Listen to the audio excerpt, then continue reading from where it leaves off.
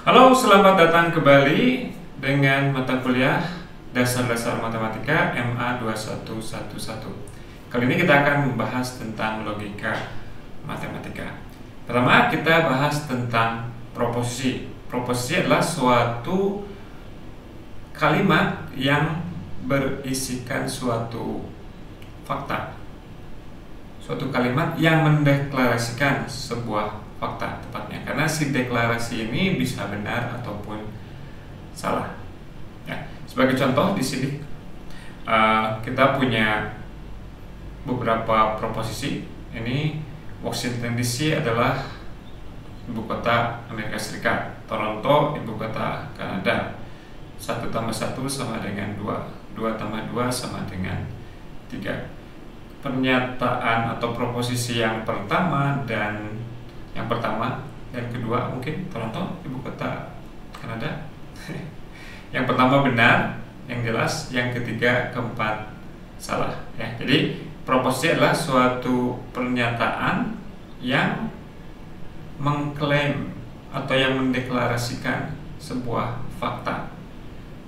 Tapi si pernyataan tersebut, si deklarasi tersebut bisa benar ataupun salah.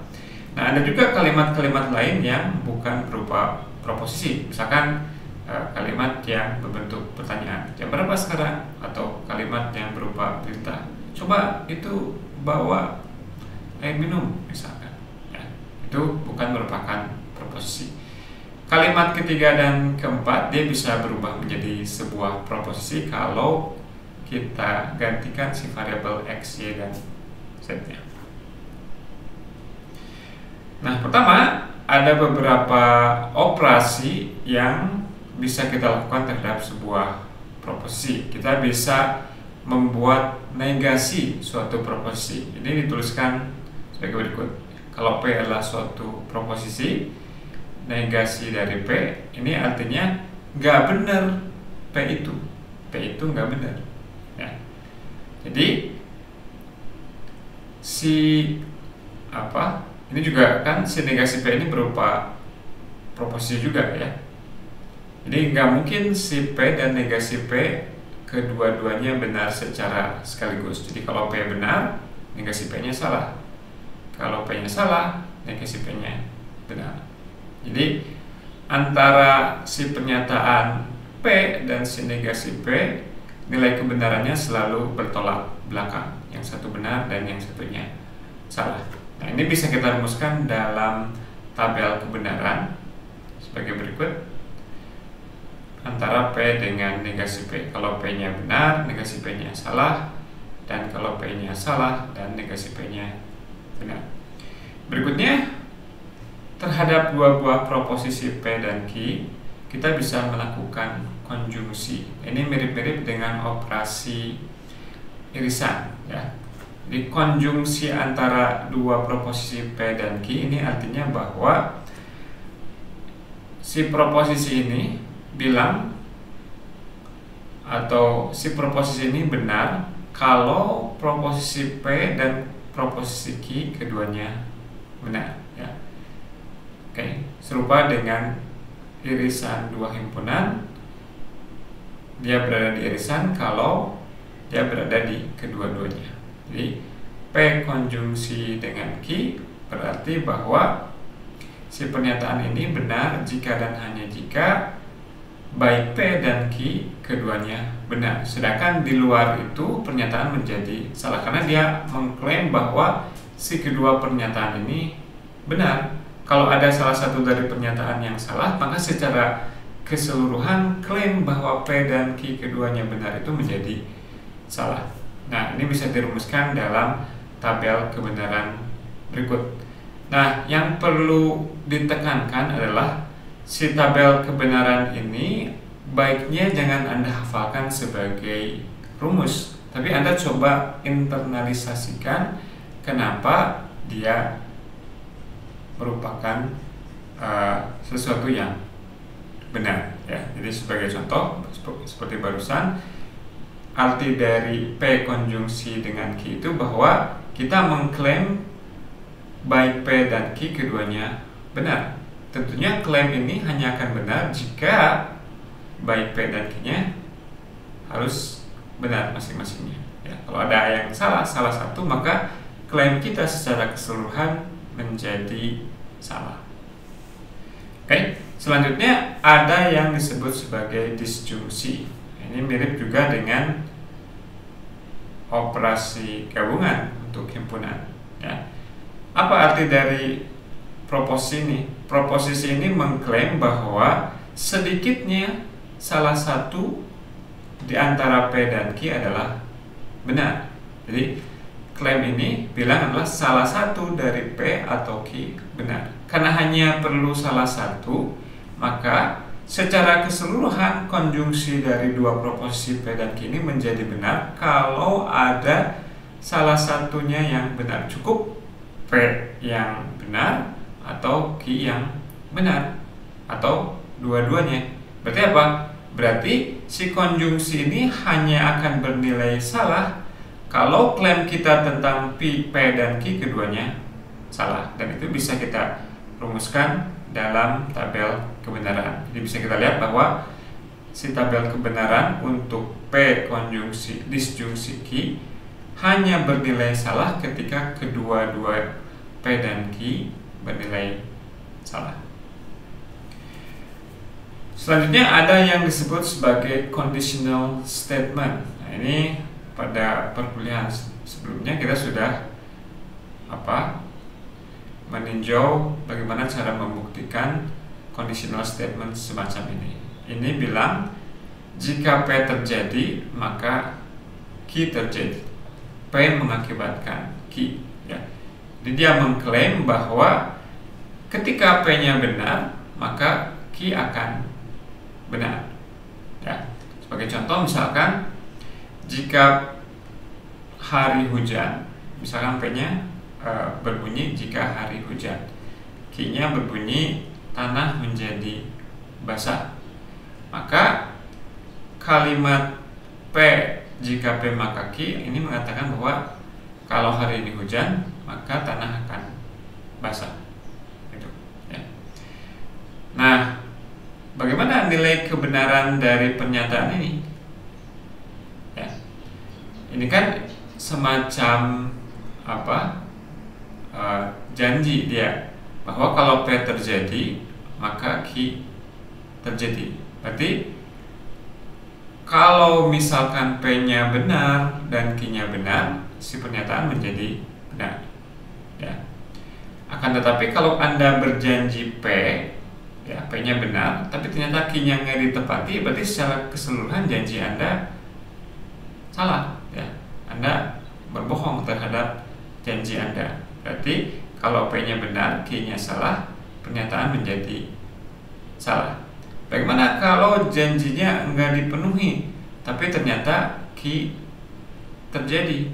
Ya, Anda nggak bisa dibilang bohong, ya, karena kan Anda janjinya itu kalau P maka Q akan terjadi. Tapi ternyata kalau P-nya nggak terjadi dan Q-nya terjadi, ya Anda nggak salah, ya. Maka pernyataannya menjadi pernyataan yang benar. Demikian juga kalau P dan Q-nya keduanya salah. Jadi bisa kita lihat di sini, kalau P-nya nggak kita penuhi, maka nggak ada orang yang bisa bilang kita menyalahi janji. Karena janji kita itu hanya ketika P-nya benar saja. Oke.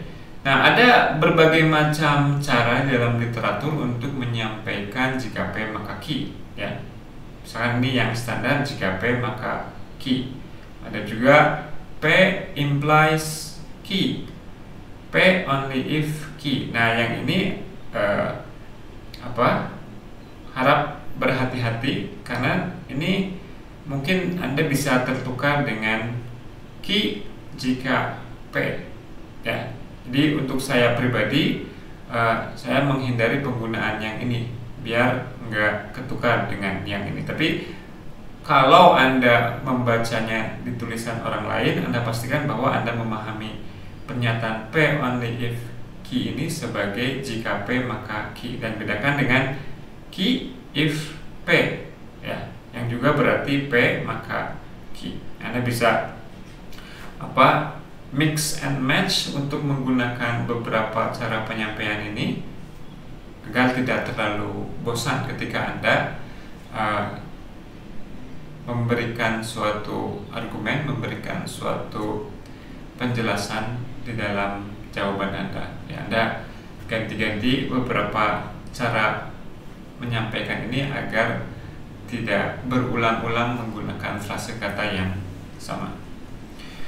Oke, nah ini cara memahami pernyataan P dan Q seperti yang saya sampaikan tadi ya. Ini sebagai contoh di sini adalah kalau ada janji, ya, janji politis.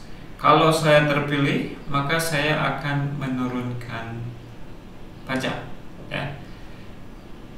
Kapan janji ini benar? Kalau dia terpilih, tapi ternyata dia nggak menurunkan pajak.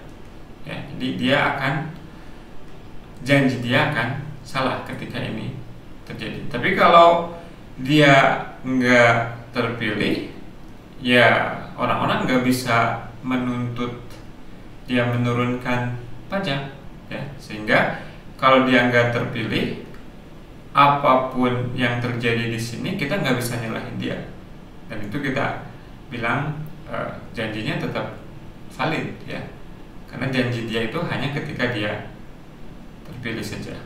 Ya. Oke. Demikian juga pada contoh yang lain bisa Anda coba pahami nanti. Ini kurang lebih mirip dengan contoh yang sebelumnya. Nah, dalam logika ini ada yang disebut dengan ekuivalensi dari logika. Ya, ekuivalensi dari logika itu dituliskan sebagai begini. Jadi kalau kita melihat P ekuivalen Q, ini artinya adalah bahwa P dan Q secara bersama-sama akan bernilai benar atau secara bersama-sama akan bernilai salah. Jadi kalau salah satu benar, yang lainnya benar. Kalau salah satu salah, yang lainnya salah. Sebagai contoh dari ekuivalensi, misalkan hukum De Morgan, ini lagi-lagi kita punya padanannya pada teori himpunan yang kita bahas kemarin, ya. Negasi dari P dan Q ekuivalen dengan negasi P. Ini apa tadi? Disjungsi dengan Q. Oke. Dan juga ini padanan untuk hukum De Morgan yang satunya lagi. Nah, kalau kita mencurigai ada keekuivalenan dari sebuah proposisi, ya kita bisa mencoba untuk membuktikannya secara formal lewat tabel kebenaran. Misalkan untuk hukum De Morgan ini, ya, kita bisa list semua kemungkinan yang diperlukan untuk menyusun pernyataan ini. Misalkan untuk menyusun pernyataan ini, kita perlu nilai kebenaran P, nilai kebenaran Q, nilai kebenaran P. Saya akan gunakan irisan juga aja ya, biar kita melihat kaitannya dengan irisan di himpunan. Ya. Oke, P irisan Q, kemudian negasi dari P irisan Q. Kemudian kita perlu juga negasi dari P, negasi dari Q, dan gabungan dari keduanya. Ya. Karena kita perlu beberapa kolom sebagai berikut. Ya. Ini kita daftarkan semua kemungkinan nilai kebenaran untuk P dan Q, benar-benar, benar salah, salah benar, salah salah. Kemudian dari masing-masing ini misalkan kita lihat nilai dari negasi P-nya. Tentunya kalau di P-nya benar, negasi P-nya salah. Kalau P-nya salah, negasi P-nya benar, dan selanjutnya. Nah, setelah kita dapatkan negasi P dan negasi Q-nya, kita bisa melihat apa nilai kebenaran untuk negasi P gabungan negasi Q. Ingat bahwa ini hanya akan bernilai salah kalau keduanya salah. Ya, jadi ketika keduanya salah di sini juga salah. Sisanya benar semua. Kemudian kita cek juga nilai kebenaran untuk negasi P irisan Q. Nah, sekarang kalau kita bandingkan kolom yang kedua terakhir dan kolom terakhir, nilai kebenarannya sama, artinya kedua proposisi ini ekuivalen. Nah, keekuivalenan dari dua proposisi itu selain menggunakan tabel kebenaran, kita juga bisa menggunakan semacam aljabar dari proposisi. Oke. Misalkan ini belum ya. Ini hanya mengklaim bahwa pernyataan-pernyataan berikut merupakan pernyataan yang ekuivalen. Jadi silakan Anda bisa mencoba untuk menggunakan tabel kebenaran untuk mengecek bahwa masing-masing dari pernyataan yang ada di tiap baris merupakan pernyataan yang ekuivalen. Oke, nah ini yang saya sebutkan bagaimana kita membuktikan keekuivalenan dari dua buah proposisi dengan menggunakan semacam aljabar proposisi, ya. Oke, sebagai contoh kita ingin membuktikan bahwa pernyataan yang ini ekuivalen dengan pernyataan yang ini. Ya. Oke, gimana caranya? Oke, pertama negasi, ya. Menurut hukum De Morgan tadi, kalau kita negasikan, ya, maka ini sama aja dengan negasi pernyataan yang pertama. Kalau di sininya gabungan, dia akan berubah jadi irisan, ya. Jadi irisan dari negasinya yang ini. Oke, jadi kita tuliskan negasi yang ini. Nah, kemudian di sini lagi-lagi kita gunakan hukum De Morgan, ya. Jadi ini negasi dari negasi P, irisan berubah jadi gabungan, ini negasi Q. Tapi kalau kita negasikan dua kali sebuah pernyataan, dia menjadi balik lagi, ya. Jadi ini P atau negasi Q. Kemudian ada sifat distributif, negasi P irisan P, negasi P irisan negasi Q, ya. Gabungkan kedua pernyataan ini. Nah, negasi P dan P, karena negasi P dan P itu nilai kebenarannya selalu bertolak belakang, maka gak mungkin negasi P dan P bernilai benar pada saat yang bersamaan, sehingga negasi P irisan P akan selalu bernilai salah, ya. Oke. Nah, sekarang yang ini salah atau yang ini, ya. Nah, karena salah satunya pasti salah, maka yang inilah yang jadi salah atau ini punya nilai kebenaran yang sama dengan ini saja, ya. Sehingga kalau kita baca pernyataan ini ekuivalen dengan pernyataan yang ini, ya. Jadi silakan Anda pilih. Anda bisa menggunakan tabel kebenaran atau Anda bisa menggunakan aljabar proposisi, ya. Selanjutnya kita akan bahas kuantor. Yang pertama ada yang disebut dengan kuantor universal, universal quantification, ya. Jadi ini bilang bahwa kalau misalkan Px adalah suatu predikat yang bergantung kepada X dan X-nya itu berada pada suatu domain tertentu, maka kita punya pernyataan seperti berikut. Ini A terbalik.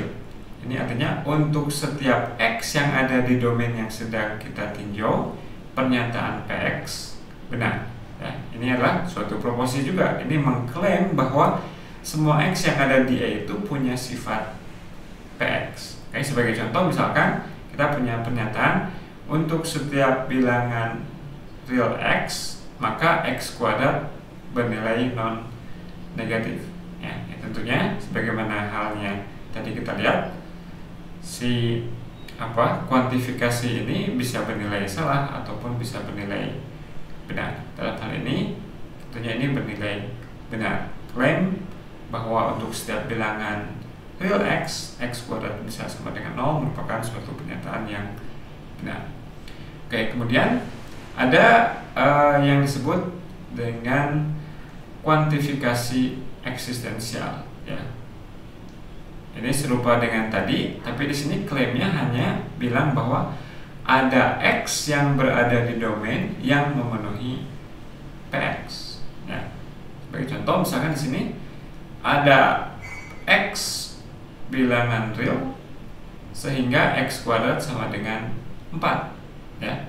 Nah, karena kita bisa menemukan X ini, ya ini X sama dengan 2 atau X sama dengan negatif 2, maka pernyataan ini bernilai benar. Oke.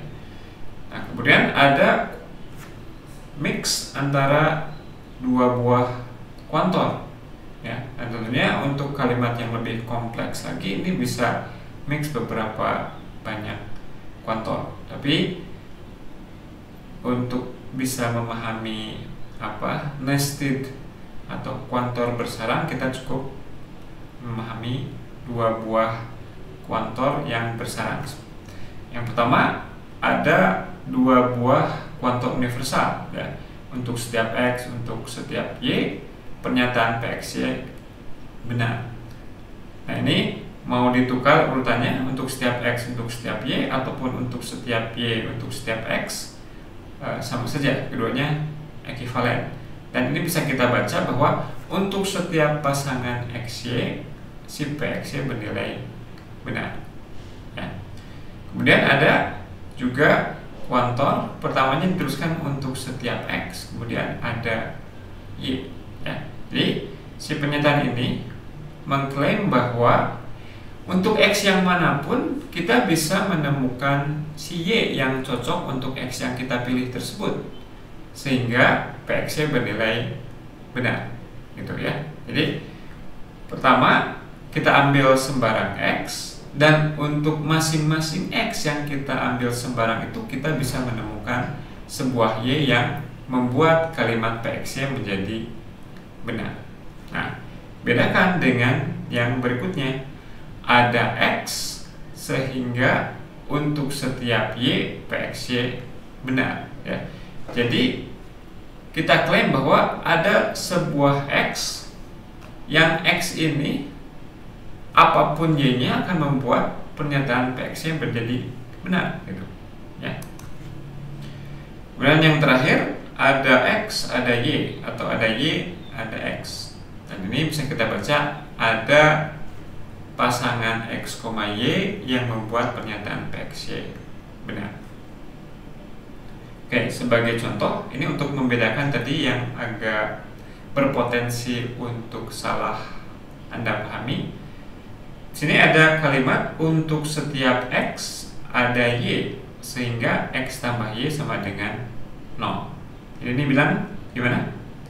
Apapun X-nya, kita bisa menemukan Y, sehingga X tambah Y sama dengan 0, ya. Misalkan saya ngambil X-nya 10. Oke, ada nggak Y-nya sehingga 10 tambah Y sama dengan 0? Ada. Berapa? Min 10, karena 10 tambah min 10 sama dengan 0. Oke, saya coba lagi yang lain. Kan klaimnya untuk setiap X, ya. Saya ambil X-nya sama dengan Pi. Ada nggak yang membuat Pi tambah Y sama dengan 0? Apakah ada Y yang membuat Pi tambah Y sama dengan 0? Ada. Y-nya sama dengan min Pi. Jadi secara umum dalam hal ini pernyataannya benar karena ada Y dan si Y-nya itu bisa kita pilih sebagai negatif X, sehingga pernyataan ini menjadi benar. Sedangkan yang berikutnya, ini klaim bahwa ada Y sehingga apapun Y-nya, X tambah Y sama dengan 0, gitu, ya. Oke, betul nggak? Ada Y sehingga apapun X-nya, sehingga X tambah Y sama dengan 0. Oke, kita coba lihat bahwa pernyataan ini bernilai salah, ya. Jadi ini ada Y sehingga untuk setiap X, X tambah Y sama dengan 0, ya. Oke, katakanlah pernyataan ini benar, ya. Jadi si Y ini betul-betul membuat pernyataan ini benar. Berarti apa? Berarti untuk X yang manapun pernyataan ini benar. Khususnya ketika X sama dengan 1 tambah Y sama dengan 0, benar. Untuk X sama dengan 0, misalkan 0 tambah Y sama dengan 0 juga benar. Nah, karena dua-duanya 0, berarti apa? Berarti 1 tambah Y akan sama dengan 0 tambah Y dong, karena dua-duanya bernilai 0. Sehingga kalau kita kurangkan Y dari kedua belah ruas, 1 menjadi sama dengan 0 ya. Dan ini langkah yang ini kita lakukan untuk betul-betul memastikan bahwa pernyataan tadi salah.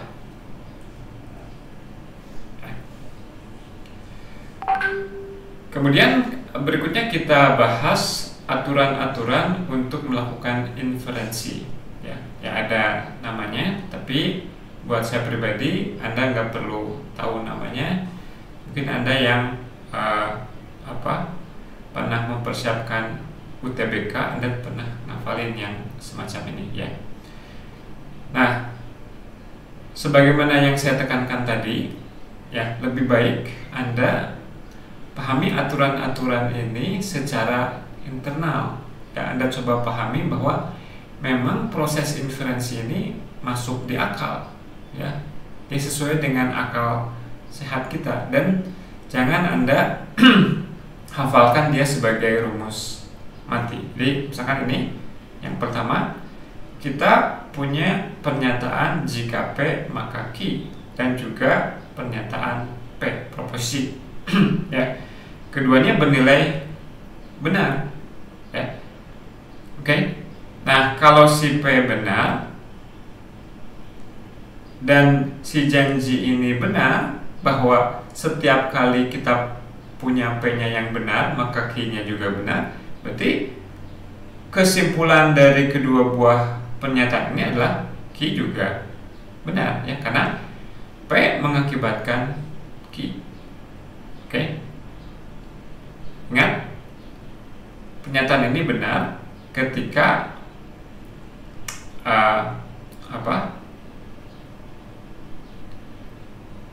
saya ulangi lagi.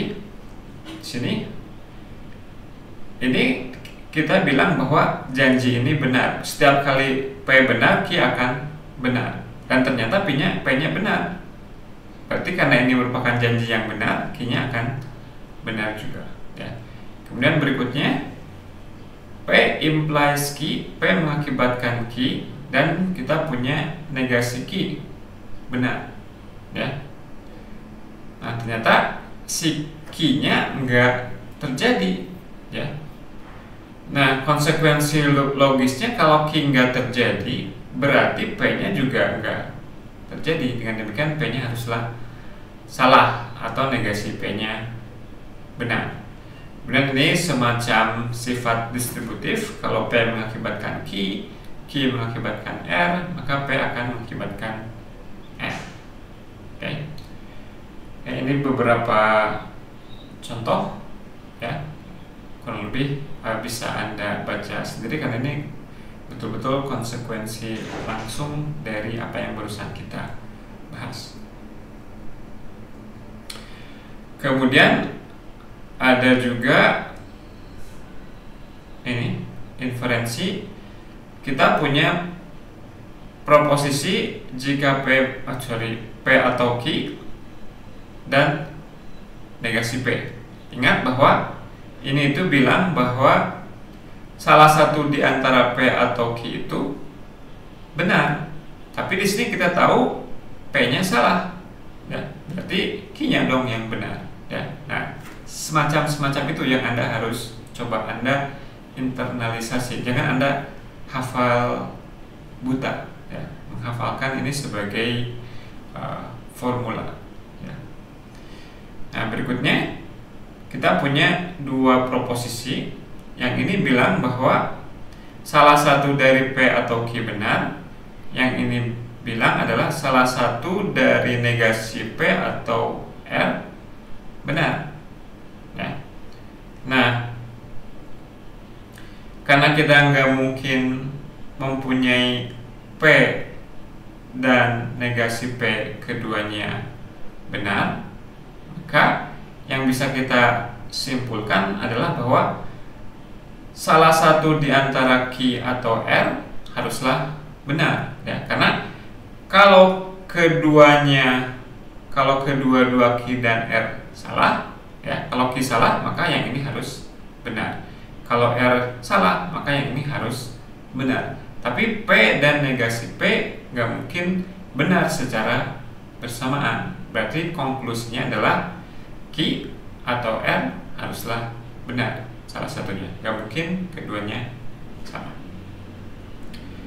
Oke, ini sebagai contoh, ya, bisa Anda coba baca sendiri, Anda pahami, mungkin Anda pause videonya dan Anda coba rasakan kenapa kesimpulannya seperti itu. Mungkin kita bisa bahas salah satu contoh ini, ya. Jadi premis yang pertamanya bilang bahwa hari akan hujan atau akan mendung, ya. Nah, ternyata nggak hujan, ya. Berarti harus yang satunya lagi dong yang benar. Berarti haruslah mendung, ya. Yang satunya lagi, hari haruslah cerah atau dingin, ya. Yang kedua, hari ini akan cerah atau hari ini akan tidak cerah atau berangin, ya. Nah, maka kesimpulannya, ya, kalau dingin, kalau hari ini tidak dingin dan tidak berangin, maka yang ini harus dua-duanya benar, ya. Cerah dan tidak cerah harus terjadi sekaligus. Karena gak mungkin, maka haruslah salah satu di antara dingin dan berangin harus terjadi. Dengan demikian, kesimpulannya adalah hari ini berangin atau dingin. Oke, nah Anda bisa mencoba berlatih untuk memahami beberapa hal yang sudah kita bahas sebelumnya, terutama di sini menyangkut tentang nilai kebenaran pernyataan masing-masing pernyataan ini. Ini klaimnya adalah untuk setiap bilangan bulat n ada bilangan bulat m sehingga n kuadrat kurang dari m. Nanti Anda coba cek satu persatu apakah pernyataannya benar atau salah. Kemudian juga ini ada proses penegasian. Memang tadi kita tidak bahas secara khusus, tapi Anda coba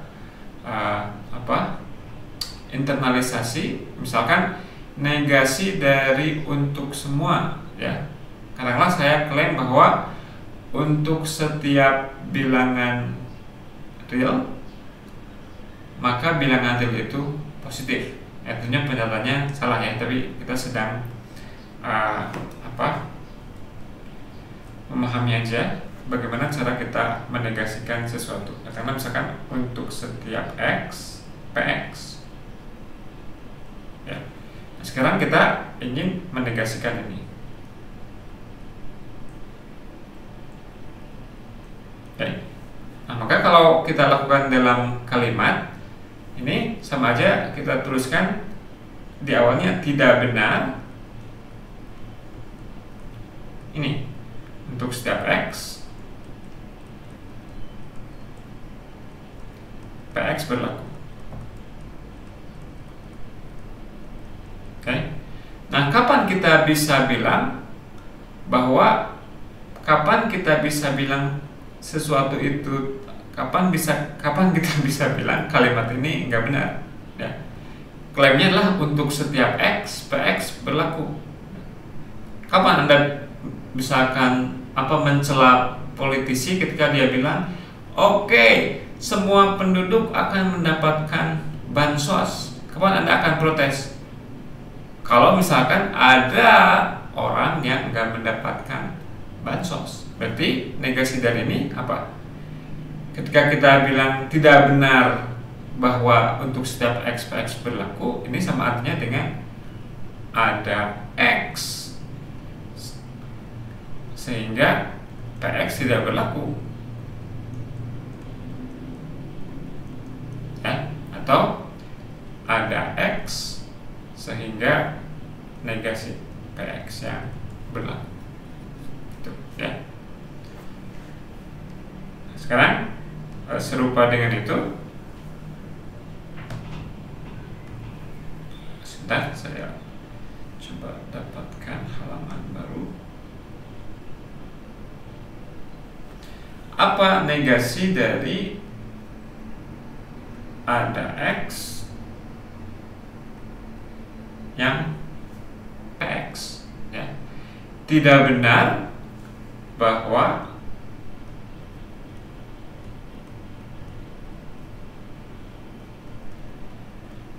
ada X yang memenuhi PX. Jadi gimana dong? Kalau kita ingin bilang ini salah, apa yang perlu kita tunjukkan? Gak benar ada X yang memenuhi PX. Semua X gak memenuhi PX, ya. Jadi untuk setiap X ini yang berlaku, ya.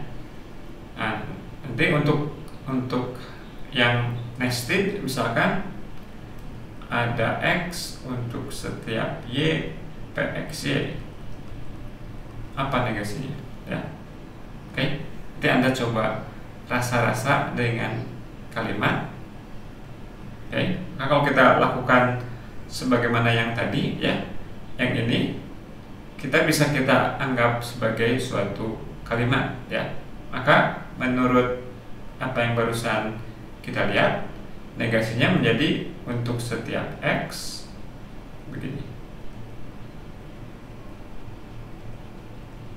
Oke, tapi sebelumnya negasi untuk setiap itu jadi ada. Berarti yang ini berubah menjadi ada X. Ini tetap karena udah di luar negasi. Untuk setiap X ada Y, sehingga yang berlaku adalah negasi PX, ya. Jadi inilah negasi dari ini.